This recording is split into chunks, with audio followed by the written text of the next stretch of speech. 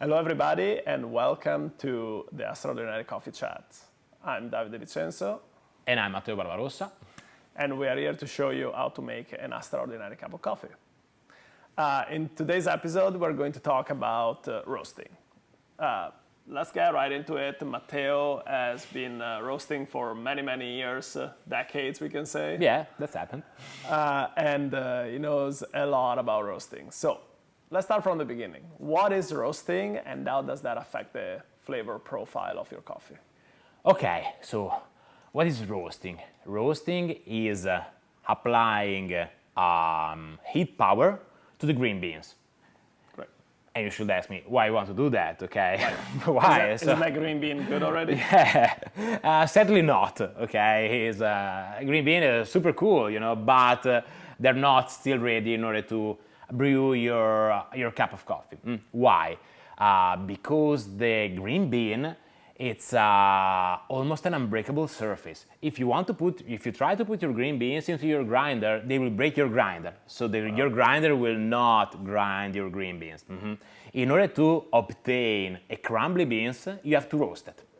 Okay? So, and roasting that will create a beans that will be crumbly and very tasty. Why tasty, you say? So what's happening in between? Applying heat power to the coffee will caramelize all the sugars that are contained into the coffee, and the sugars that are contained into the coffee are responsible for the aromas and the taste that you will feel into your cup. Great, that makes a lot of sense, yes. So when I walk around the shelves, I see that there is medium, light, dark roast. There are different types. What does that mean? Okay, this means a lot, almost everything. When we roast coffee, there are different phases that we pass in order to achieve the light roast, the medium roast, or the dark one. When we put our coffee into the roasting machine, our coffee is green. Wonderful, like the green coffee that we saw. And we said that is undigestible and it is cannot be consumed. totally indigestible. It cannot be consumed. If you try to boil your green coffee, you'll obtain a drink that if you like it, you can drink it. But I will avoid that. So just my personal taste, nothing against. Don't try that at home. Yeah, don't try that at home.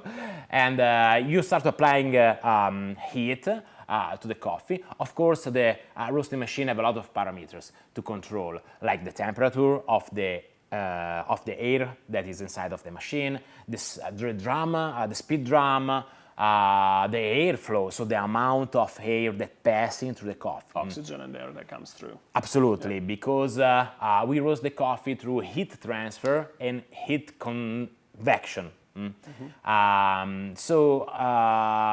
The sugars that are contained in the coffee start to caramelize, and the coffee start to turn into yellow, because in the first phase coffee loses water.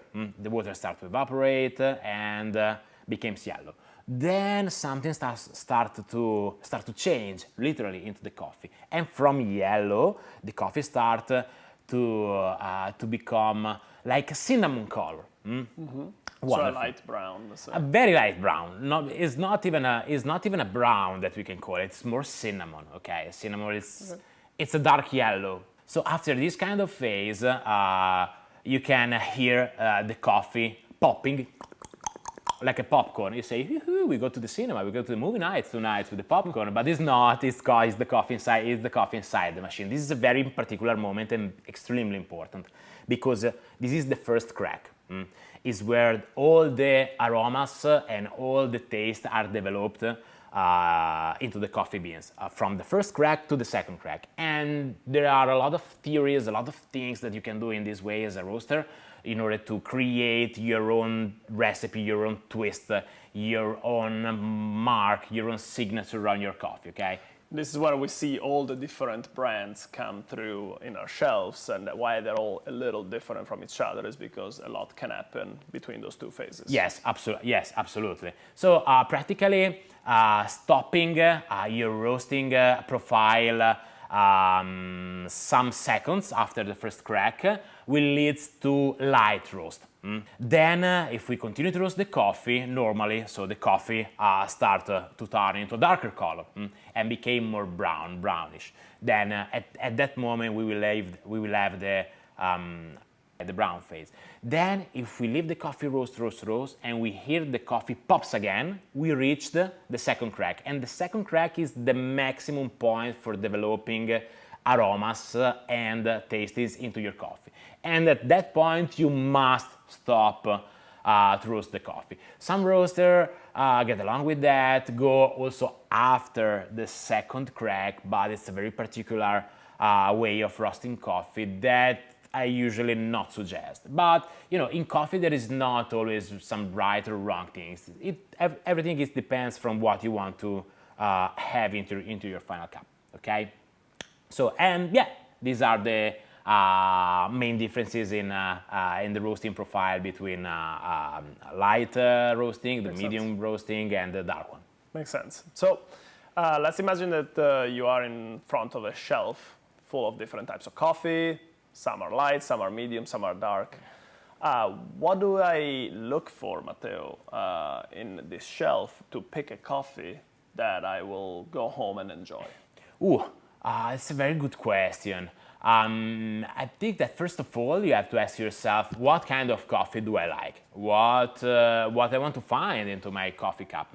I want a very fruity, very light coffee cup that it's a bit sour, so then I can add a bit of sugar, and for me it will taste fantastic in this way. So if you like something like that, you should probably go for a light roast. If you want something that is very smooth, very balanced, with a good flowery notes, fruit notes, but also chocolate notes, and almonds notes, you should probably go for a medium roast because it's the most balanced one. Right. If you want a very strong cup of coffee with a mouthfeel that will last a couple of hours, that is strong and maybe bitter and darker, you should go for the dark roast. But just keep in mind that the aromas. The aroma of the green coffee, it's composed from just 3 molecules. So why roasting is this important and create all this differentiation between light, medium, and dark roast? You say, well, but that's at the end of the day, it's coffee. It's not, yes, it's coffee, of course, but it changed everything. Because during the roasting profile, from the 3 molecules that create the aroma of the green coffee, that is not a great aroma at all, so but somebody like it, but it's not really wonderful. It creates more than 350 molecules. So this is the reason why roasting is so important, and is the process that really unlock all the treasure and all the hidden potential that is inside the coffee bean. The coffee bean, yeah. Well, I heard before that light roast has more caffeine than dark roast, and you should choose that if you want to have a bigger kick in your coffee cup. Is that true? How is caffeine affected by the roasting profile versus the origin and the specific type of coffee? The caffeine is not affected at all, okay, from the roasting profile. So the light roasted coffee have the same amount of caffeine that have the dark roast, until we do not go for an extremely dark coffee, okay? So very long after the second crack. Then at that moment the coffee will lose everything, because it's overbarred, okay? It's overcrashed. It's not coffee anymore. It's not coffee anymore. It's full charcoal. And I don't know if charcoal really have caffeine inside, but we can try to test that. I didn't until now, but I can try to do some tests about that.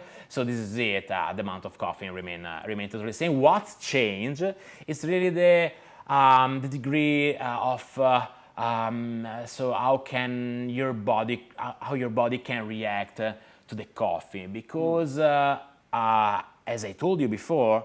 So the responsible for the aromas into our cup are the sugars that are contained into the coffee.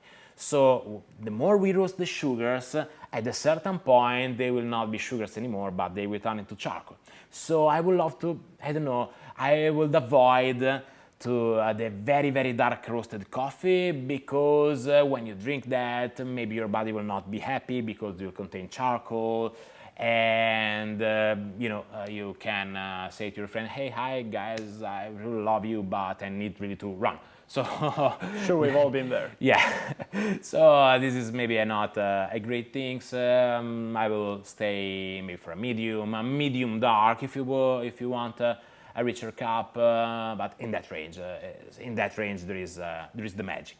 Makes sense. Awesome. Well, thank you so much, Matteo, for Thanks a lot, sharing all Davide. your knowledge with us. And we'll be back for more small coffee chats that will hopefully make your cup of coffee extraordinary. Let us know what you think in the comments below. And if you have any questions, post them down here. And let us know your experience while preparing your coffee with the tips and tricks that we suggested to you. Also, if you enjoyed this content and you want to see more, hit the subscribe button so you can stay in touch.